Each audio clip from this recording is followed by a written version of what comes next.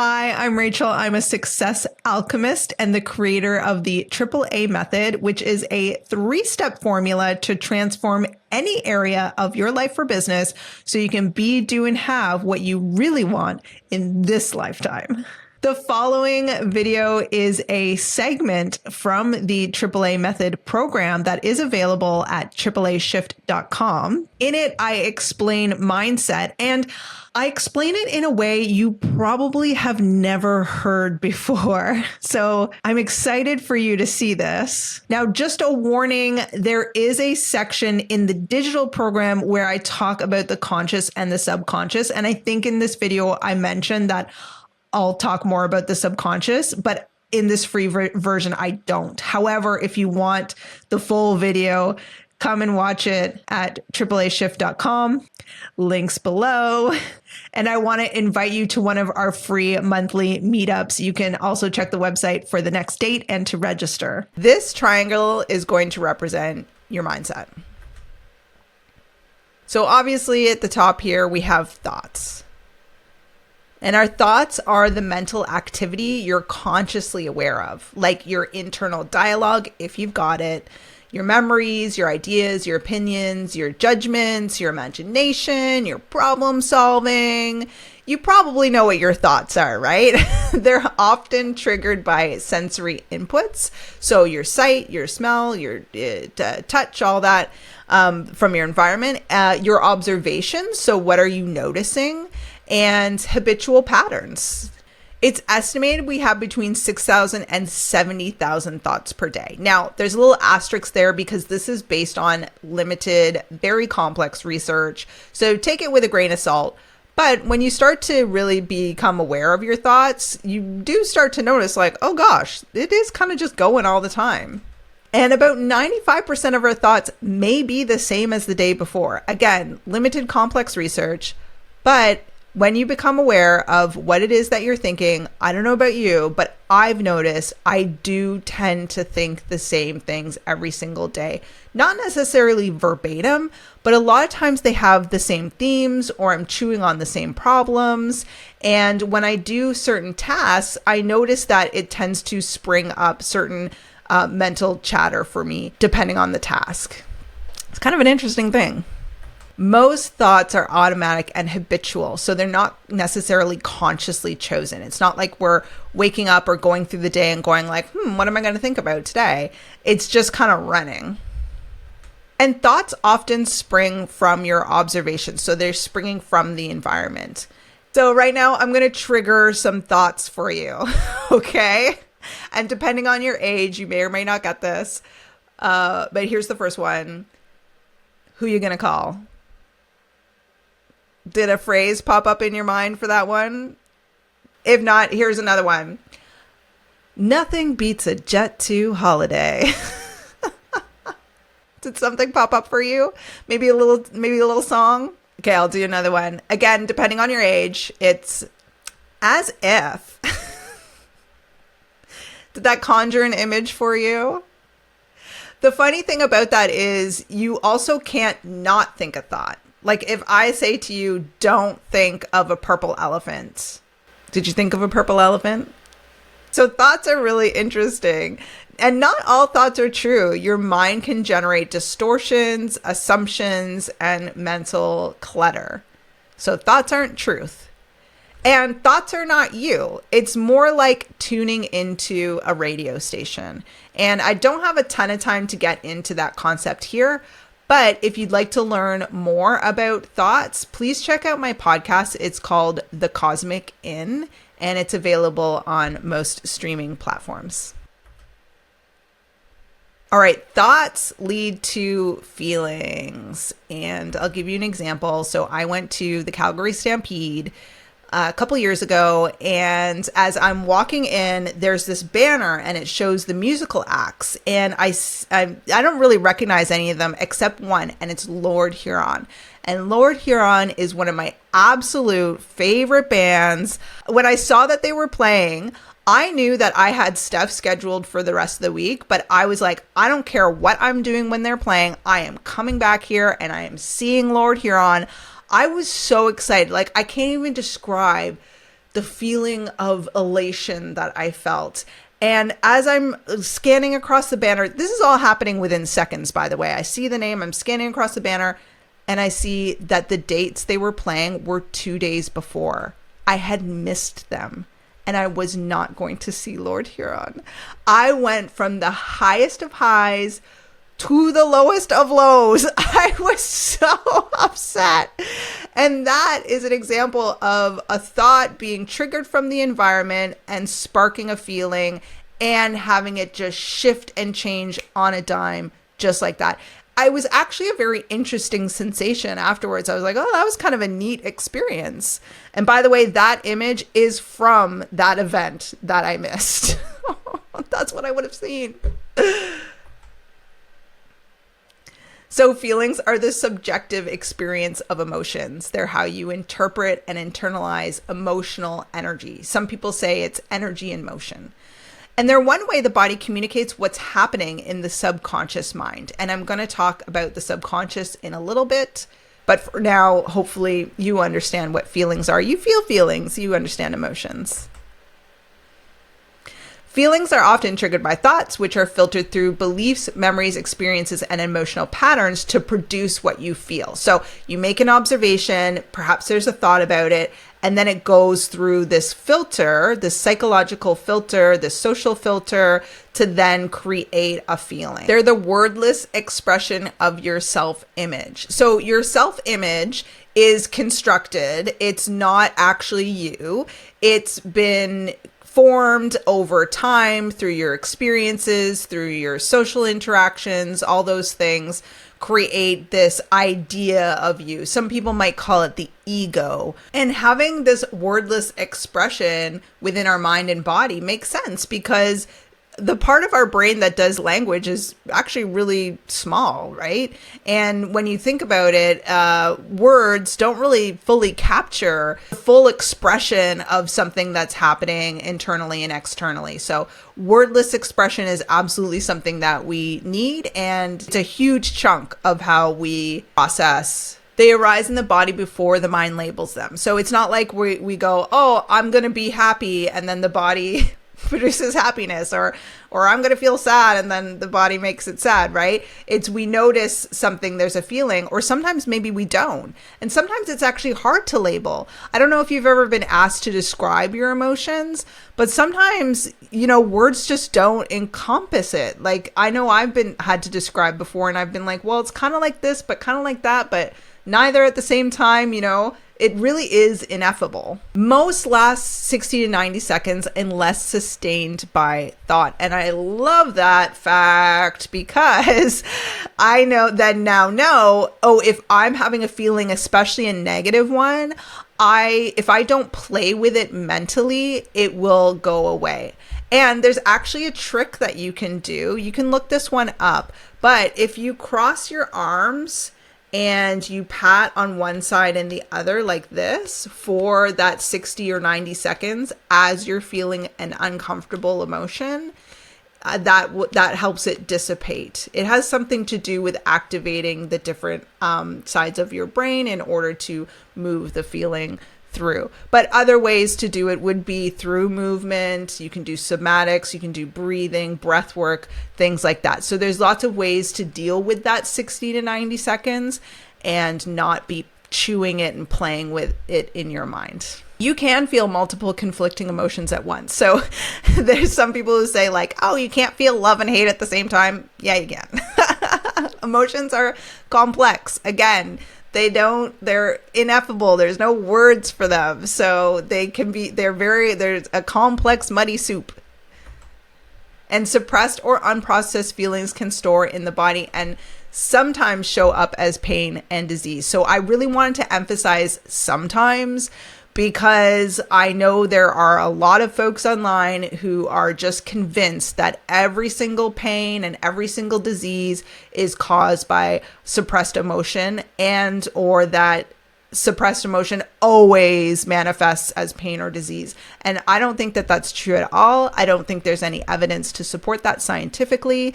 However, there are cases when that is true. And I know, for example, Neck pain, back pain can sometimes be attributed to anxiety because literally the muscles are becoming tense, right? And that's causing stress on the body and manifesting later as pain. And feelings are messengers. They point to something that may need attention or awareness.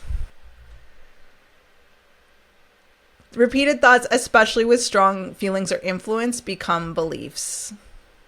So beliefs are thoughts we've accepted as true, either consciously or unconsciously, but the majority of the time, it's unconsciously. They become the mental frameworks that shape how you interpret reality. Beliefs form your system of meaning and become part of your subconscious programming, which influences how you think, feel, and respond to life. So beliefs really are that filter that you are understanding what's going on around you through, so that you can derive meaning from what's happening and you can make predictions and those kinds of things. So most core beliefs are formed in childhood through repetition, social influence, and emotional experience. So between the ages of 0 and 7, your brain is a sponge and it is editing the neural networks and growing synapses so that you can interpret and move through life as a social being. Intense emotional experiences and trauma can create new beliefs or amplify and solidify existing ones. So it's not just in childhood that our beliefs are being formed. They can be formed at any time in our life, especially through intense emotional experiences or trauma. So those can create new beliefs or distort beliefs, change beliefs that we had existing, or they can amplify maybe like a little teeny grain of a truth, and then if we have that intense emotional experience around that belief or some trauma around that belief, that can exasperate it and strengthen it. And now I mentioned trauma here, which is kind of the negative side, but the intense emotional, that can also be a positive thing too, right? So we can talk about intense pleasurable experiences can create new beliefs and amplify or solidify existing ones. So didn't want to just stick it in the negative area there. There is that positive aspect to it as well. And beliefs filter our perception to shape reality and influence our subjective interpretation of events. That maybe sound like a mouthful. I'm actually going to explain it a little bit more when we talk about the subconscious. But what I mean by our perception is what we are looking at, what we are hearing, what we're sensing in our environment. And our brain actually takes all that information, it converts it to electrical signals, and it recreates a construction of reality inside of our minds, so that when we're actually looking around, when you're looking at me and you're hearing me, you're not actually seeing as if looking out of a window and seeing what's actually there. You're taking the sensory input and you are creating a recreation of reality that is completely subjective to you, which means that only you have this interpretation of reality in your mind. So you essentially create your universe uniquely for you. And one of the ways you do that is by filtering everything that you're taking in through your belief system. And that then influences how you interpret what's actually happening around you at any given moment. It's actually really cool, and it's amazing to think that we can shift and adjust it. The mind seeks evidence to confirm existing beliefs. So let me give you an example. Imagine you have a lot of self-esteem and you just think you are so beautiful. And it's true, because obviously you are. And you go out and you're walking down the street and you're just feeling yourself. And as you're walking, you're seeing people pass by and they're catching eyes at you and they're smiling a little bit and you're smiling too. And after your walk, you're kind of like, ooh, like I saw a whole bunch of people who were just noticing me. They saw how good I was. And oh gosh, aren't I just so, right? The opposite of that might be, let's say, like you feel kind of like bad about yourself, or you're really self-conscious, or you're like, oh, something's wrong with my hair, or my teeth are out of whack, or whatever, or oh my gosh, my clothes are so ugly. So as you're walking down the street and you're seeing people looking at you, you're thinking, oh my God, they're looking at me. They notice that I'm my clothes are all disheveled and I'm ugly and oh, I just need to get out of here and this is just awful. And so, at the end of your walk, you're like, oh, I didn't really like how everybody was like looking at me and staring at me. Those are two really opposite extremes. The thing is you have no idea what people are actually thinking when they walk by, right? If they look at you or catch your eye, your assumptions of what they're thinking is completely through your belief system. It's whatever you believe that they are thinking. You're right. In both cases, the evidence was that people were looking, they were noticing. But the belief system of, oh, I'm so good looking versus like, I don't, would then cause your mind to see the looks and the glances as proof of your belief. The reality is you have no idea what they were thinking. Truly. Beliefs operate below conscious awareness, driving patterns of habit and reactions automatically. So a lot of time we're not even aware of our beliefs and until we actually sit down and start to question them and start to prod them and start to really do some inner work on that. So we're not necessarily consciously aware that this is what we're thinking and this is what we're believing, but it's the foundation that drives what we're going to do every day, our habits, and how we react to people and circumstances. Your feelings, your beliefs, and your thoughts are the inner or mental expression of your mindset. So now let's take a moment to look at the outer or physical expression of your mindset, because this is another big piece of your mindset as a whole. Your feelings drive your actions.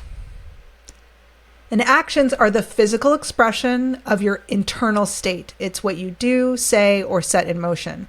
And they can show up as deliberate behavior, ingrained habits, or split-second reactions. They're what creates real-world impact and results, okay? So it's not just thinking about what you want or imagining what you want. There is action that needs to happen in order to shift into new results. The subconscious drives most actions and reactions. We talked a lot about it in the last video. And it's because our subconscious is building the interpretation of our reality that we're able to feel safe to act. A large portion of our daily actions are habitual and automatic. So I don't know about you, but I get up and I do pretty much the same things in pretty much the same order every single morning, right? And when I go to bed at night, there's a little routine that I go through as well. And I, tidy up for the end of the day and all that kind of stuff. If you drive to work, maybe you take a certain route every single day, same route every day, So it's a lot of it is habitual and automatic.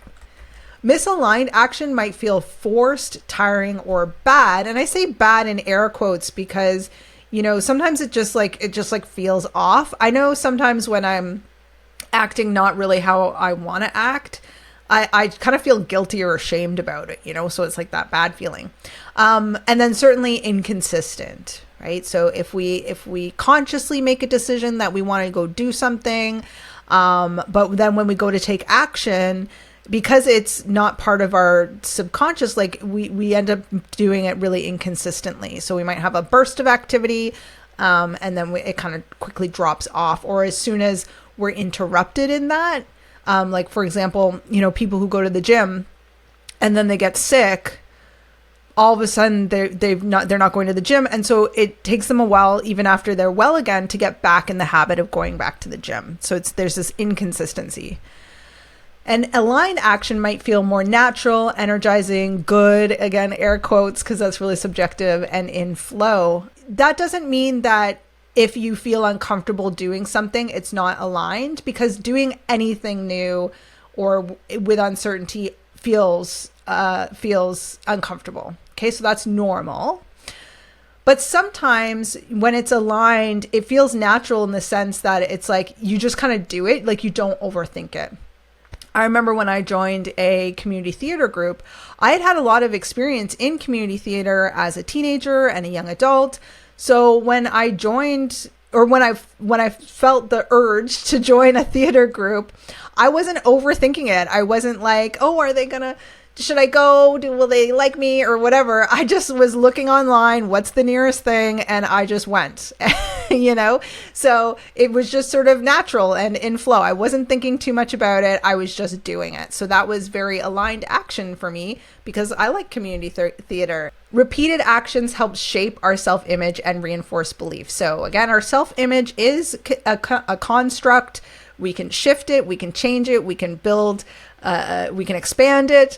And so doing an action repeatedly helps us to shape it and to reinforce it. I remember when I changed over to becoming a Success Alchemist. So I was a business owner. My company was in marketing and I knew I wanted to transition. So for quite a while, I would say close to maybe 8 months to a year, when I would go to networking events, I would just practice saying this new thing that I did. At first, it felt uncomfortable. It felt kind of awkward, right? And maybe even sometimes I might stumble or trip over my words. But the more that I did it, the more it solidified in me that, yes, I am a success alchemist. This is what I do. At the same time, I was taking on clients and I was practicing the craft of being a success alchemist. And I was seeing that I was getting people results, and that was reinforcing my belief that yes, I am a success alchemist. So this was through repetition. And nothing happens without some kind of action. And I really want to stress this because there are a lot of folks online who talk about techniques like law of attraction or law of vibration. And it can get really confusing because it can seem like the only thing that you need to do is to visualize and believe. But when you actually go and study from the roots and the core of the law of attraction teachers like Neville Goddard or like Rhonda Byrne, what you discover is, yes, there is a component of belief and visualization, because actually what we're doing with those things is we are building the neural networks, and we are activating our ability to see possibilities in reality. But every success story that they share has a piece of action. I'll give you an example from Neville Goddard, who's considered the grandfather of law of attraction. He talks about this couple who wanted a new apartment, and they had some specifications. It needed to be bigger than their current apartment. It needed to have mirrors along one of the walls. It had to have a beautiful view of Central Park, I think it was, or some other scenic area. And it had to have a fireplace. And it had to be in their current neighborhood because they loved their neighborhood.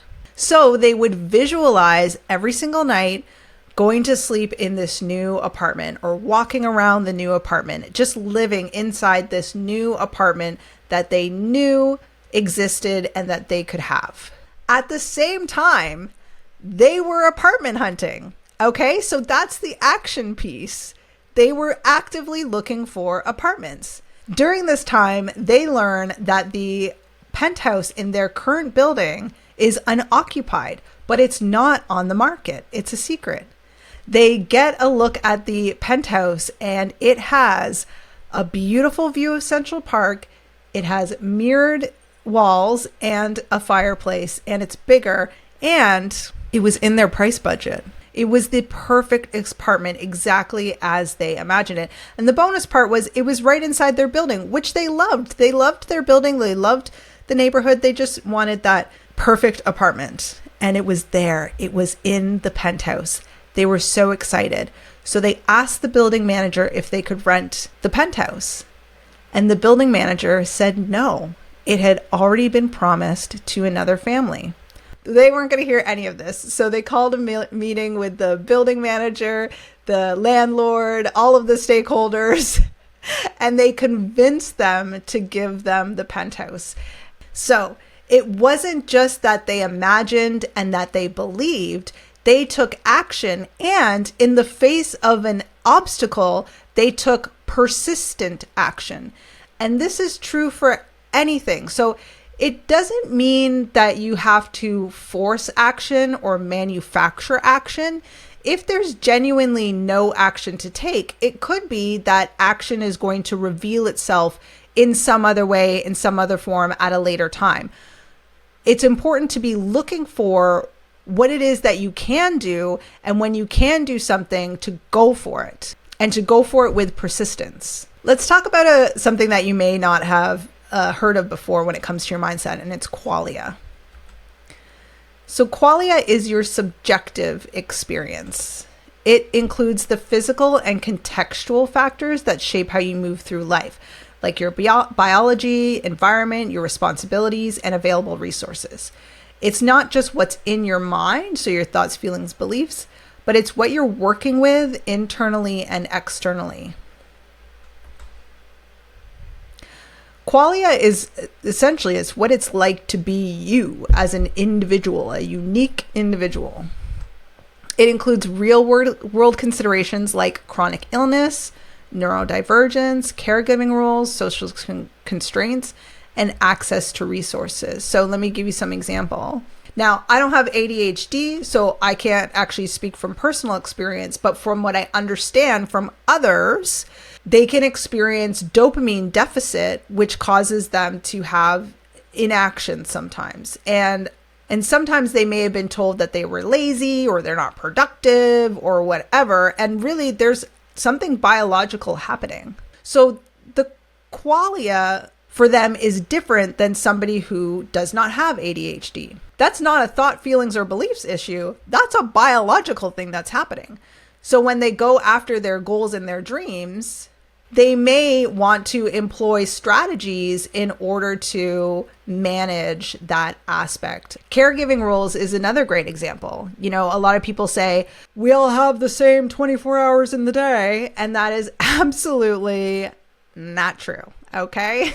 For example, if you are a single parent and you work 2 jobs and maybe you have aging parents, you have a lot more caregiving and responsibility than somebody who has a lot of financial access. For example, if you are Beyonce, now this is no shade on Beyonce because I know she works very hard and is extremely talented, but she actually has more hours in the day because she has a personal chef, house cleaners, they have access to nannies. She also has a partner who can also parent, grandparents who are still alive and active in their kids' lives. So, you know, she has a lot more hours in the day because she has less caregiving and responsibilities to manage her household and to manage her day. So even just in cooking and cleaning, suddenly she's freed up something like 4 hours a day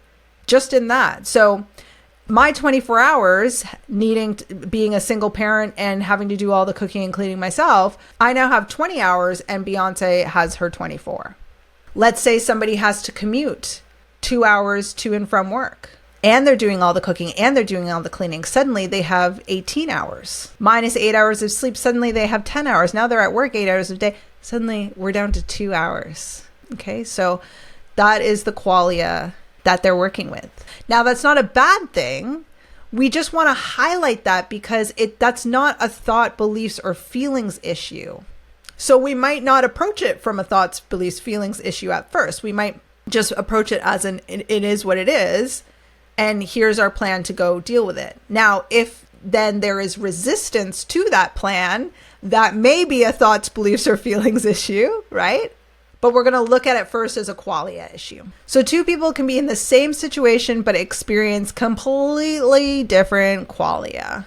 This can even be from natural tendencies. Like, let's say somebody is kind of naturally shy and that's just how they are. And that's not a bad thing. That's not a failing. That doesn't mean they can't be successful or talented or any of those things. But it does mean that maybe if they go to a party and they don't know a lot of people, they feel a little bit more uncomfortable than somebody who's really outgoing and who gets a lot of energy from meeting new people in new social situations. It's quite possible that that's just naturally how they are. It's not a belief thing or a thought thing. It's everybody's different, right? Like, and that's okay. But if you ask those 2 people about the same party, it's the same event, they both went to the same place, one who loves parties might say, oh my gosh, it was amazing, I can't wait to do it again. And that other person who's doesn't really love parties, it's not really their jam, might go, it was okay, I didn't really love it. Same parties, okay? Completely different experiences. And qualia can shift depending on changes to your body, your environment, and your responsibilities. So again, back to that responsibilities thing, as soon as the kids are grown up, or maybe the parents receive different types of care, now all of a sudden their qualia is a little bit different. What about your environment? If you're in a bustling city, there's a lot of pollution, there's a lot of noise, there's a lot of things happening all the time. That's a very different qualia environment than if they were living in the countryside and it's very quiet, good air quality, all that kind of stuff, right? Different type of community vibe as well. And of course, your body. So, as a woman, for example, entering perimenopause, my hormones are going to hormone, So some days I wake up and I feel like, right? And that is not a thought, belief, or feeling issue, I assure you. That is my body, my biology, my hormones are changing, and it's causing depletion in certain areas, which is causing this kind of mood to come up and show up. But I can know that and go, okay, you know what? Today's maybe not the day to be doing so much. Maybe today's the day that I rest. Maybe today's the day that I give myself some grace. Maybe today's the day that I just go, F it. I'm going to kind of feel like garbage, and that's okay. It's going to go away. It's cyclical. It's not here to stay. Again, not a thought, belief, or feeling issue. This is a qualia thing.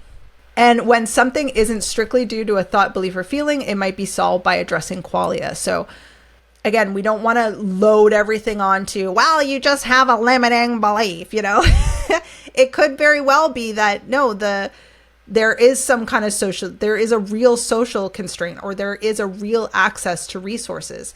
Now, how you handle that is a thought, belief, or feeling thing, right? But we're not going to look at it first through the lens of, wow, that's just a limiting belief. We are going to try to solve the problem from a qualia perspective. If there's resistance to solving the problem, that then could indicate a thought, belief, or feeling thing. So I hope that clarifies that aspect of qualia and how that might be impacting your mindset as a whole as well. So actions, especially repeated actions over time, lead to your results.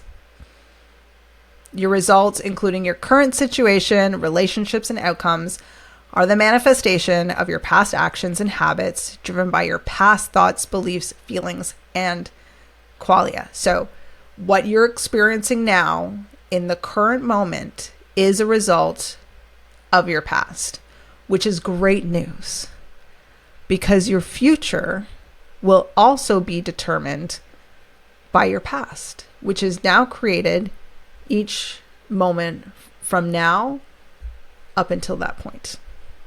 It's a wonderful thing. Your results reflect the cumulative impact of your past mindset.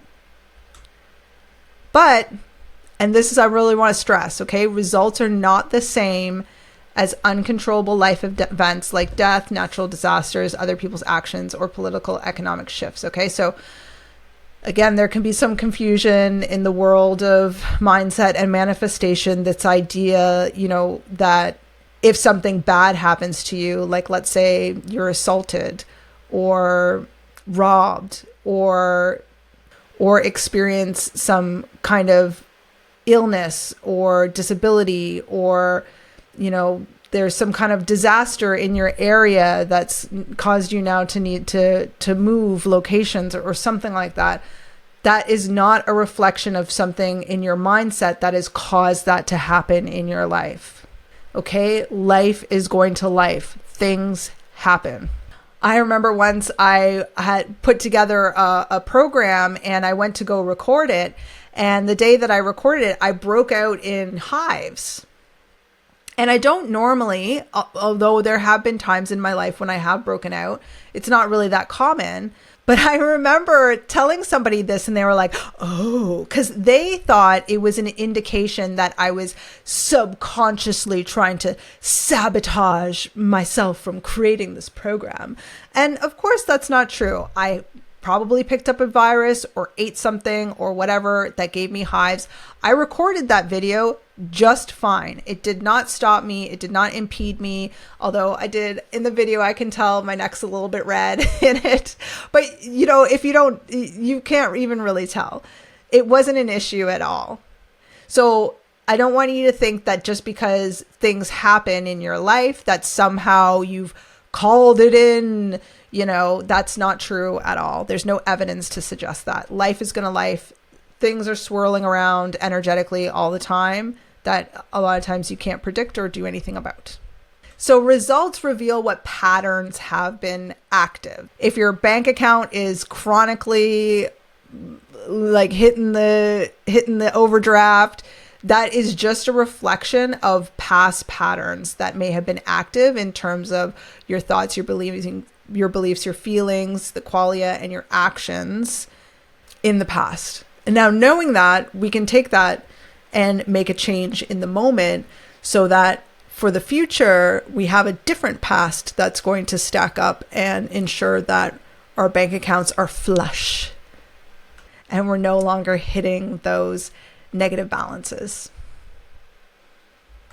And you change your results by changing your mindset. So, it's not just about changing your actions. It's about the entire system as a whole that we're going to change in order to get new results. And results usually, but not always, take time to catch up to your new mindset. When I lost 100 pounds, one of the things I kept telling myself is my body's going to catch up.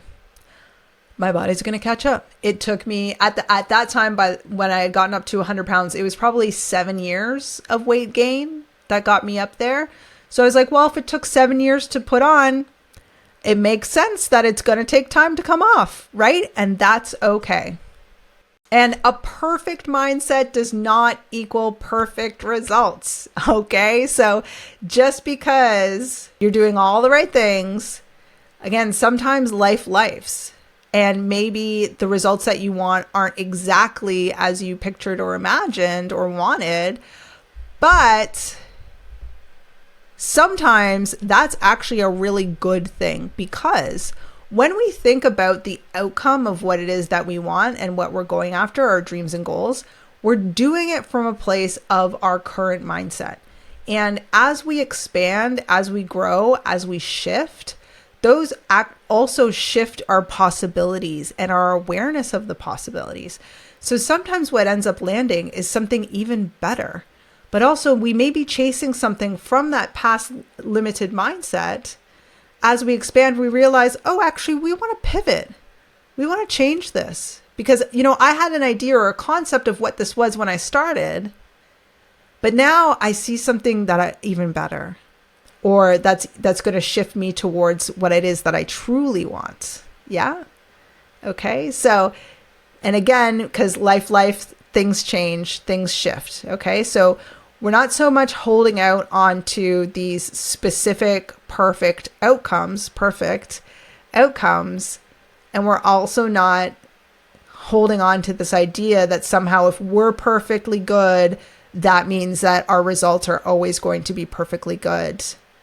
The real trick is knowing that it doesn't matter what our results are, because internally we have joy. Internally we have abundance, and all those things are flowing out of us to create an overall happy, joyful, peaceful life, regardless of the circumstances. And a lot of teachers about mindset will say that it's not so much about the outcomes. It's not so much about reaching the goal. It's who you become as you reach the goal. It's about the journey, because that's what you're living with every single day. That is the day to day, is the journey. So let's make the journey fun and rewarding and pleasurable, because that's what you're in. Once you get to the result, there's another result on the horizon, or now that result needs to be maintained, right? So imagine if you build a multi-million-dollar business, well, you got to maintain that business. right? In order to keep the multi-million dollars and to keep it growing. So you might as well enjoy the journey. And that's a really big emphasis with AAA. And if you ever work with me, that's a huge part of it, is like, let's enjoy this. This should be joyful. All right. So your mindset is a cycle that feeds into itself. Results influence your thoughts, thoughts influence your feelings, and feelings drive you to action, which creates more of the same results. It's like Fat Bastard in Austin Powers. I eat because I'm unhappy, and I'm unhappy because I eat. It's this cycle that just repeats itself. And the cycle may be why you find yourself in the same situations, even though you consciously want change, right? So we can consciously want better. But if we haven't shifted our mindset, we may just be repeating the same patterns over and over. It could be why we have trouble creating new habits or breaking bad ones. I know for myself, when I wanted to quit drinking alcohol, it took me I wanted to quit for 2 years. Imagine consciously wanting to quit for 2 years and not being able to. I would get today, the furthest I could get in was like 5 days, but my average was probably only 2 or 3 days that I could go without drinking before I was right back into it. And that's because my mindset hadn't changed. I hadn't changed my thoughts and my beliefs or the qualia around it. I was doing my actions. I was doing discipline. It may be why we fall back into old patterns even after a flurry of willful action, success, or good luck. So let's talk about getting new results. Often when we want change in our lives, it's because we are aware of our current results, our current circumstances, and we're like, I don't like this, right? We're having a feeling about it, a negative feeling.